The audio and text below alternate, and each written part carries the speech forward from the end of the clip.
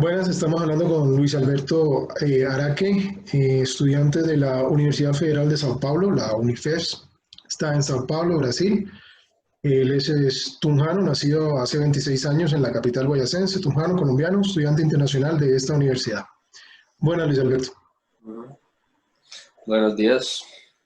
Primero, ¿por qué estás estudiando allá? ¿Cómo llegaste a la Universidad Federal de Sao Paulo? Ah, el gobierno brasileño tiene un acuerdo con todos los gobiernos de Latinoamérica. Es un programa, ya debe tener una década, en el que permite que estudiantes extranjeros puedan acceder a universidades públicas federales de Brasil. Y yo me postulé en 2014 para medicina y recibí un cupo aquí en la universidad donde estoy ahora. En esta universidad, la escuela de medicina de esta universidad es una de las más reconocidas a nivel Latinoamérica, ¿correcto? Correcto. Y pues vamos a hablar ahora del tema del coronavirus, que es lo que nos trae a colación. Estás en Sao Paulo, centro o epicentro de la pandemia en el mundo y en América. Se puede decir que sí. Creo que ahora Brasil es el segundo país con más casos. Y dentro de la ciudad como tal hay 170.000 casos activos. Bueno, a lo largo de la pandemia han habido 170.000 casos, que en cuestión de números es como si fuera poco menos de la población de Tunja si te pones a pensar. Entonces es bastante que se ha tenido, claro que sí. ¿Cuál población tiene Sao Paulo? La población es 12 millones para la ciudad, el casco urbano, y el área metropolitana es por encima de los 20 millones. Bien, ¿cómo ha sido vivir en esta pandemia ahí en Sao Paulo? ¿Cómo ha sido? ¿Tú eres de qué año? Perdón, se me había olvidado preguntar. Estoy en el sexto año, aquí la programación es por año, no por semestre, pero también se puede decir que estoy en el último semestre, estoy ya más cerca de finalizar. Es decir, estás ya en la última parte en el internado de la carrera de medicina. La última parte completamente ya. ¿Y dónde estás haciendo tu internado? ¿En qué hospitales o dónde lo estás haciendo? El hospital que pertenece a la universidad es el Hospital São Paulo, de aquí que nació la universidad, básicamente es la primera facultad de la universidad. Se queda en Vila Mariana, el centro de la ciudad, y también se hacen prácticas en el quinto año en un hospital de Diadema, que es una ciudad del área metropolitana, ahí se hacen las de obstetricia, y un hospital que queda en el barrio Vila María, al norte de la ciudad, donde se hace la parte de pediatría, neonatología y cirugía, en cuestión del sexto año, las O sea, prácticas. tú estás participando ya de todo, como médico, como internista, no, como de último año. Como internista. Ya estás participando en haciendo turnos y trabajando en el hospital como médico Al regular. principio de la Al principio de la pandemia habían suspendido las actividades para el sexto año, había dejado solo trabajadores de la salud con título permitir ayudar durante el inicio de la pandemia.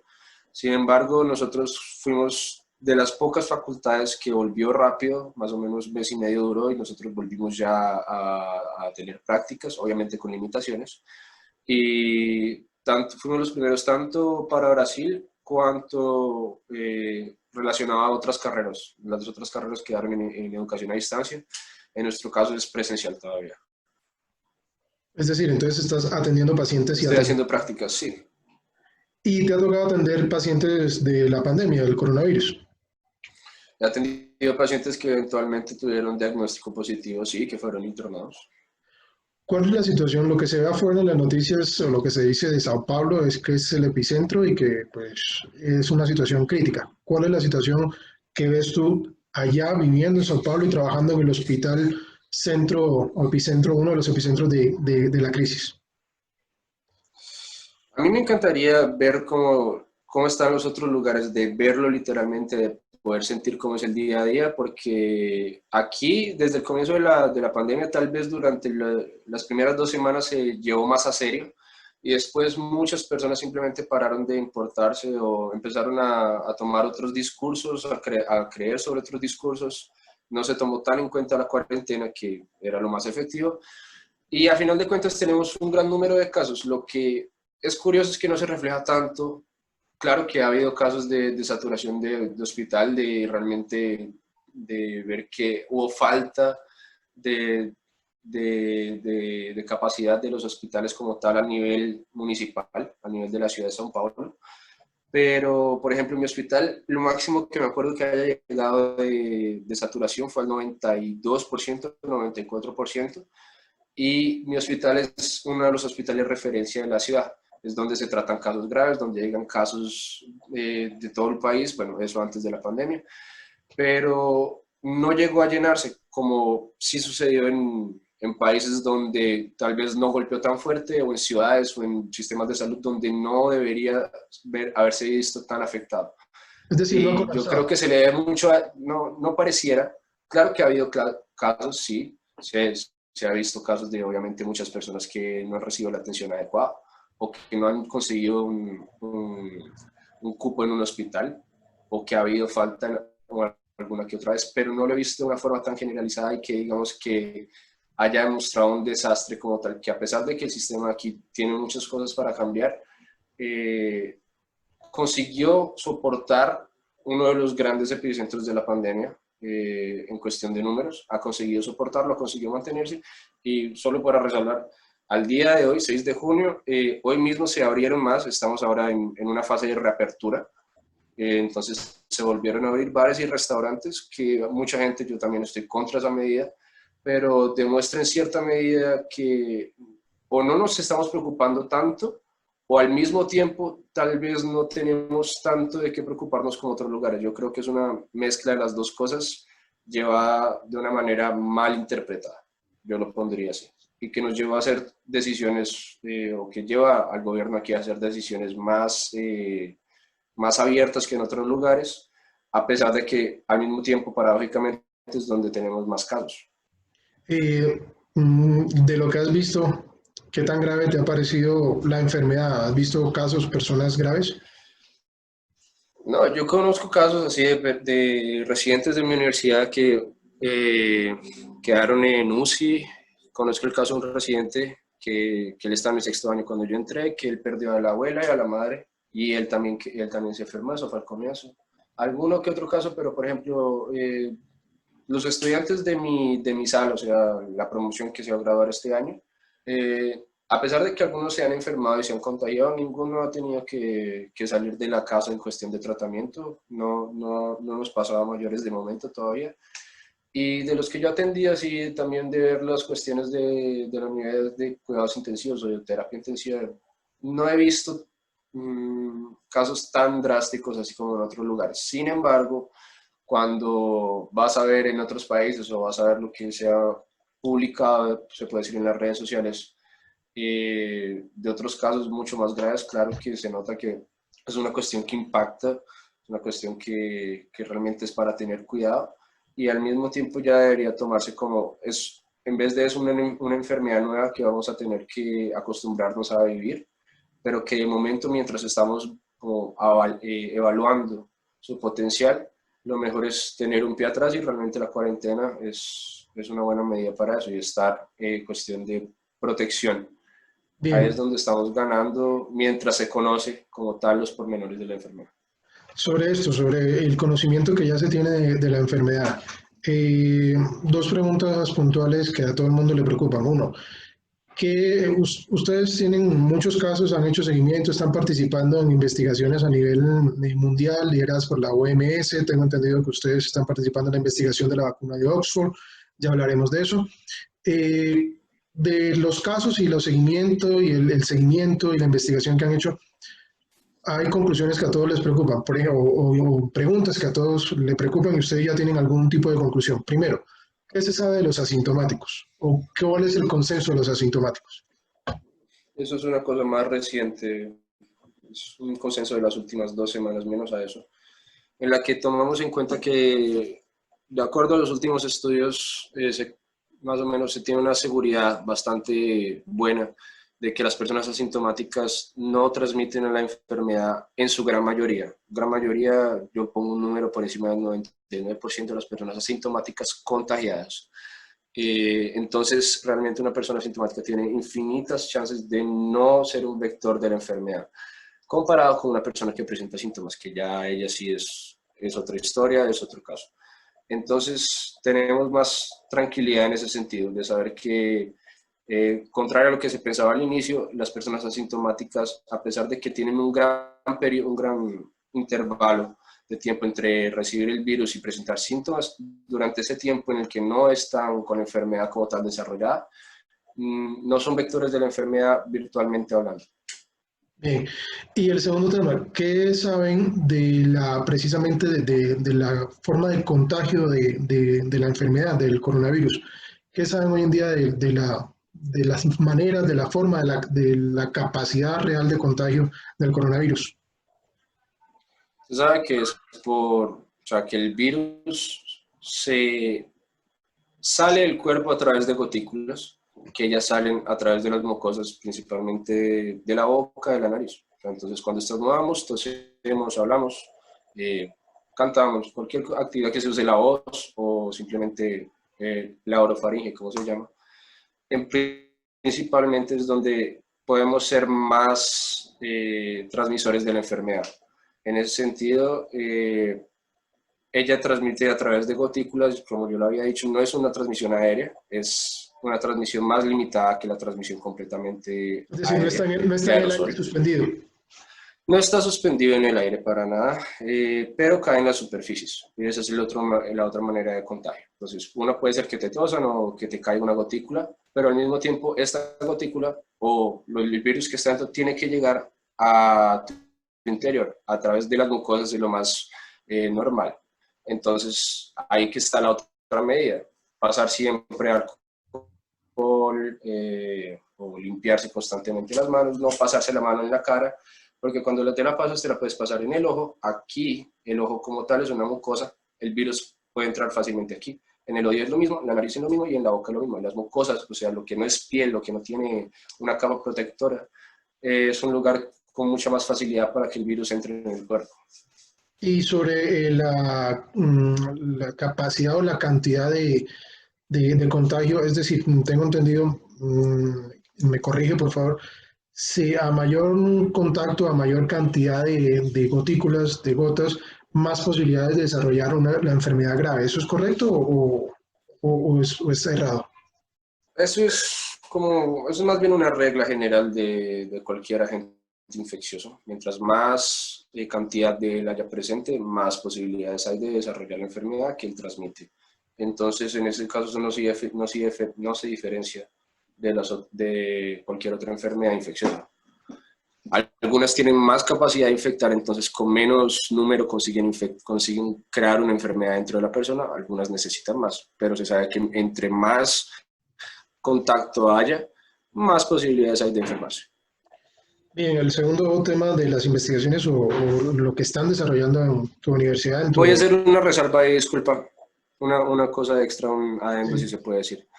Eh, Se puede entender que por eso tomamos como grupo de riesgo las personas de edad, las personas que tienen ya una condición de base, pero no personas que están en contacto constante con otros, como decir, como profesional de la salud tiene un resultado peor de la enfermedad o se enferma peor, no es así. Entonces lo que yo quería decir es que la carga viral, como se le llama a eso, es un predictor de la incidencia de la enfermedad, pero no de su gravedad. O sea, la gravedad depende de los factores ya propios de la persona, no de qué tan expuesta haya estado. Segundo tema importante que están investigando y que tengo entendido tu universidad y el hospital en el que estás está haciendo parte de la investigación es para la vacuna de la Universidad de Oxford. Cuéntanos cómo funciona, cómo es esto.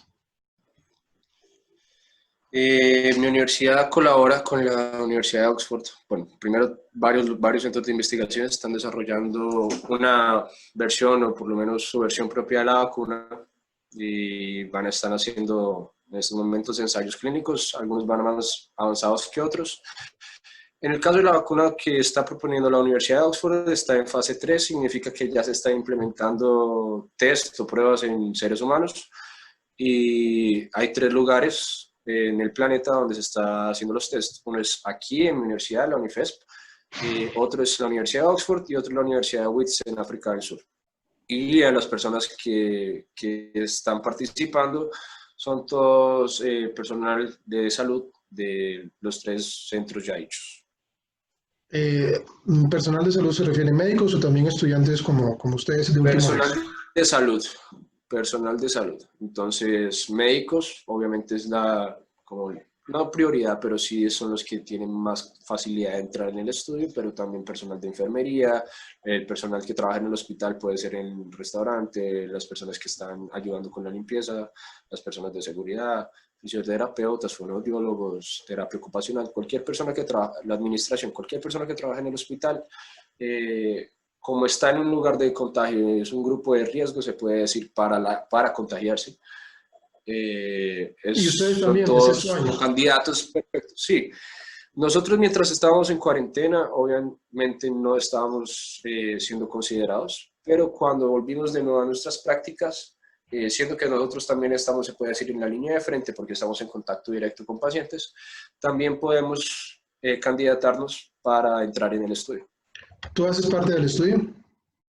Ya recibí una probable versión de la vacuna, porque el estudio funciona como cualquier estudio randomizado, donde una parte de la población del estudio recibe la vacuna a estudiarse y otra parte recibe lo que se puede decir que es un placebo, en realidad recibe una vacuna para otra enfermedad, pero no es la vacuna en sí que se está estudiando. Entonces, uno se dice es el grupo control, eso es de cualquier estudio, si quieres puedes verlo, y el otro es el grupo de estudio. Ok. A ti te... Entonces, cuando yo recibí la vacuna, que yo cuando recibí la vacuna no sé y no puedo saber cuál versión recibí, si la versión para el coronavirus o la versión que no es para el coronavirus. Entonces, solo al final del estudio, cuando ya se haya completado todo el seguimiento, podré saber. Y caso yo no haya recibido, pues voy a recibirlo al final. Y eso es caso la vacuna funcione. Caso no funcione, también ya se aseguró que la persona puede recibir de otra vacuna si se demuestra que esta funciona. Entonces, en cierto sentido, ya tengo una vacuna segura. Bien, ¿algún síntoma al recibir la vacuna o los síntomas generales de cualquier vacuna? Síntoma general de cualquier vacuna, que se le dice reacción vacinal aquí, no sé si en español es lo mismo, pero o sea, es como una fiebre ligera, como un resfriado pequeño y un poco de hinchazo en el lugar donde se aplicó. ¿Y cuándo tendrían información concluyente de esta vacuna? ¿Cuándo creen que van a tenerla? Concluyente un año, que es cuando se finalice el estudio. O sea, ¿Y un cuándo, año a partir de la última persona que entró en el estudio. y cuándo creen que podrían, no concluyente, pero ya decir que la vacuna funciona? No, ya se está diciendo que tiene buenas oportunidades de ser funcional. Ya se está hablando de eso. Pero el hecho de que se hable tan temprano al respecto no quiere decir una seguridad. Simplemente es una cuestión más de, de transmitir información. Pero para tener una seguridad completa es solo cuando se finalice el estudio y los datos estén sobre la mesa. Entonces, hay buenas predicciones con esta vacuna. Predicciones hay, pero no sé si el fundamento que tienen es lo suficiente. Entonces, por cuestión personal, yo no diría que tenemos una buena predicción porque yo no creería que tenemos una predicción en sí, siendo que acaba de empezar. Bien, por último, has recibido noticias de Tunja, de Boyacá, de Colombia. ¿Cómo es la situación en Colombia? Eh, a pesar de que los números en Colombia son mucho menores que los números de Brasil, eh, yo voy a hablar en cuestión de Brasil de cómo fue el desarrollo en São Paulo, porque Brasil, como un país federal que es, tiene un desarrollo diferente en diferentes estados. Entonces, por ejemplo, en Colombia sé que el número fue menor, pero que la preocupación que yo veo es más bien del personal de la salud en cuestión de garantías, en cuestión de no tener condiciones laborales dignas, yo podría decir, para trabajar, de no recibir salario, de no recibir equipos para evitar la transmisión, de no tener seguridad, a veces incluso de la integridad física o en algunos casos de algunos médicos siendo amenazados. Entonces, eso no lo vi por lo menos en São Paulo, no lo he visto en mi universidad, no lo he sentido en absoluto. De hecho, yo que soy sexto año, que soy estudiante, recibo cuando necesito por lo menos mi equipo de protección personal y y sé que si me llego a enfermar, yo tengo una licencia para estar reposando en casa. Entonces eso me da seguridad como estudiante para mí. Cuando se compara eso con los casos que he visto en Colombia, no creo que yo personalmente escogiera trabajar allá si yo tengo la oportunidad de trabajar aquí. Sin embargo, no puedo decir lo mismo en otros lugares de Brasil.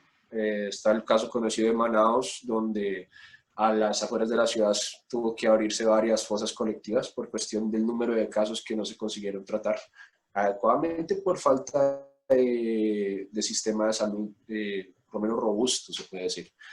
Que São Paulo tiene un sistema de salud robusto, tiene una gran red de hospitales, una gran red de atención básica, de conexión entre hospitales de diferentes niveles de cuidado. Entonces, la facilidad de trabajar aquí y de en sí combatir la enfermedad es mucho más fácil que en Colombia. Entonces, yo hablo de eso como de perspectiva de personal de salud. Si yo dijera como paciente, como personal común, creería que la situación en Colombia está mucho más fácil, mucho más controlable por cuestiones más bien de cultura. Vi que se tomó más en serio la cuarentena, que los gobiernos tomaron más en serio la amenaza, las medidas fueron más restrictas que aquí. Y ahí es que está la diferencia. Nosotros tenemos más números y por lo menos en Sao Paulo se resiste más, pero sin embargo en Colombia hay menos números que ayuda, pero si tuviera los mismos números que tiene Brasil, estaría en este momento por lo menos se puede decir proporcionalmente, estaría en un total desastre. Yo Ok, creería eso. bueno, listo. Muchísimas gracias y que te vaya muy bien y que te cuides mucho. Bueno, gracias a ustedes y buena tarde. Aquí ya es tarde entonces. Chao, chao.